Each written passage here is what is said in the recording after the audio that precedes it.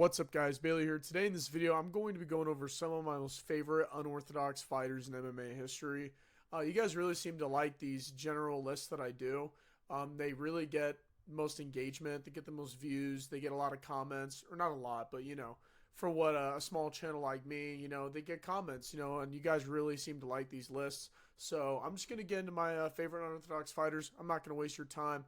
And yeah, remember, guys, checkpoint. All right, here we go. We got, in my opinion, probably one of the OG unorthodox fighters in UFC, and that's Lyoto Machida, man. Listen, I think he's done a lot in the sport. He KO'd Rashad Evans out cold. I'm going to put the highlight in. He's getting teed off on. He's down. He's out. Easily one of the greatest knockouts. Or also when he knocked out Randy Couture, he did like literally a karate kid kick to his face, which was absolutely unbelievable. And no one ever really did anything like that before. This very traditional in and out karate style that worked at a world champion level, at a world champion caliber level. And Lyoto Machida did that, but his downfall was that his unorthodox style was eventually figured out. He became one of those fighters where it got to a point where the next generation was like, okay, well, we can use grappling, we can use clinching, we can catch him while he's coming in. They just had tactics. Like, for example, John Jones is a really good example of how eventually, someone figured him out, and then everyone figured him out. Lyoto Machida, the karate stance, he darts in and out, and he has super fast kicks. Easily one of the best unorthodox fighters of all time. So yeah, moving on, guys. We got, obviously, Tony Ferguson, man. I couldn't make this list without Tony Ferguson. He was a nightmare for any fucking lightweight in his prime. And going on a 12-fight win streak and winning an interim belt, he unfortunately met his end with Justin Gaethje. But, some of his weapons, man, were his elbows. Also the Imanari roll, which was weird. Giving Tony Ferguson some sand. You know what I mean? But he had high volume. He was easily adaptable to any environment. And my favorite fight of Tony Ferguson was when he fought Anthony Pettis. Even though that was probably the last time we were seeing Tony Ferguson really in his prime, it was still an awesome fight to see. And it was unfortunate that he never really got to fight Khabib because it's quite frankly a fucking treat to watch Tony Ferguson fight. And who knows? I might make a video on him boxing Salt Poppy. Might make a prediction there. I don't know, man, but listen, in his prime, when he was, on a 12-fight win streak, just tearing through people, I thought that, listen, I still think today that he could have beaten Khabib. Not saying he would have or that there would have been a high chance, but he could have, you know what I mean? He had the best chance out of anybody, you know what I mean? And I think that he should have fought McGregor. I think he should have fought like some other high-level guys, you know what I mean? And I think that they're pretty lucky that they didn't run into El Cucuy because Tony Ferguson he's a fucking monster, and there's just no other way to put it. But next up on the list, I don't know, I don't really see a lot of people talking about him for, unorthodox fighters, and I think that he's another OG. We got to go with the former bantamweight GOAT, Dominick the Dominator Cruz, man. He had smooth and slick defense and head movement that even to this day only he can really do. It's very hard to imitate it. Making top guys hit nothing, but just straight air. He would just have this slick shoulders rolling and just in and out, darting in and out, switching his stance. And it was really just a treat to watch, especially in the WEC.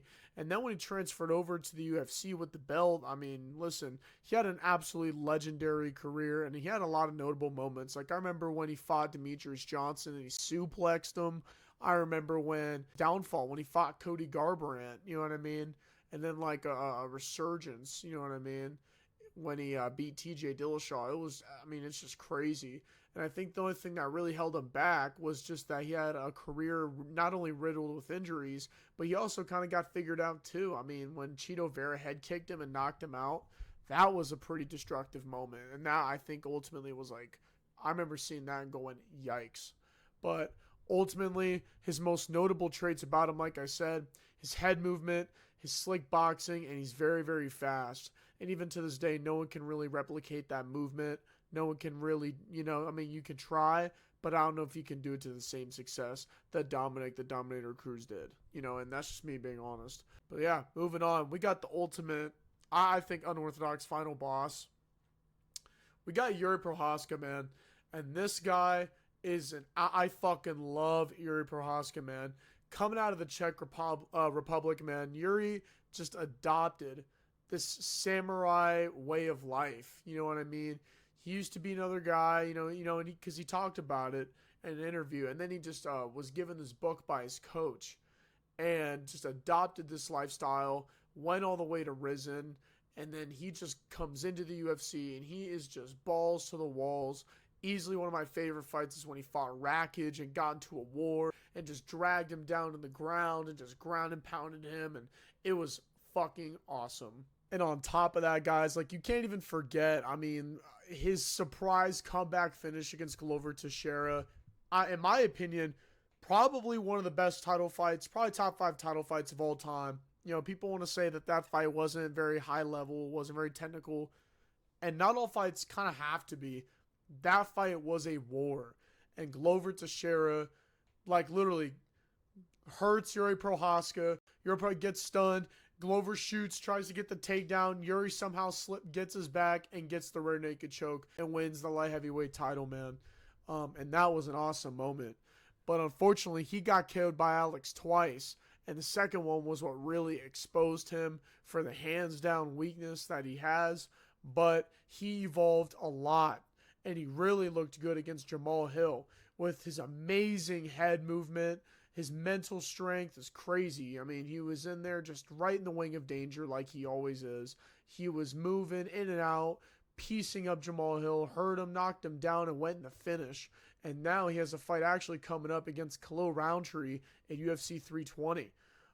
So yeah, man. So really just his traits, man, are just his head movement. His hands are always down, and he's all out, fucking balls to the walls, guns blazing, ready to go.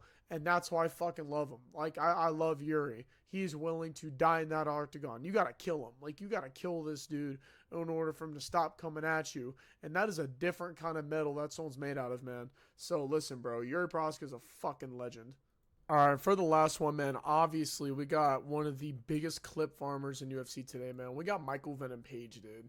Now, in my opinion, he does have the best adaptation of karate in MMA today, and maybe ever outside of Lyoto Machida.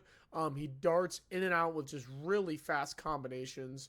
I mean, and skull-crushing strikes. I mean, he crushed Cyborg with a flying knee. I mean, he came right in, just bam. I mean, hit him right. They came down and literally crushed his skull in. Easily one of the most unorthodox fighters, man. I mean, just the way he moves around, his combinations, and while he's not a finisher like some of these other guys, he does have very good distance management. He has fast combinations, and he's very defensively sound. And I think that that's something where he fights other people, and yeah, he may have fought cans for a little bit, but once he got into the UFC, he still did pretty good. I mean, the only time where he really struggled was against Ian Gary. You know what I mean? But even recently, I mean, he dropped Cannonier twice in his most recent fight. And I just really thought that he put on a really good performance.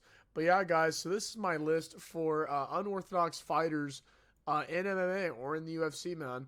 So let me know, do you guys want to see more content like this? Who are your unorthodox fighters that maybe I didn't include that I might have missed? And I'll see you guys in the next video whenever I make one. Peace out.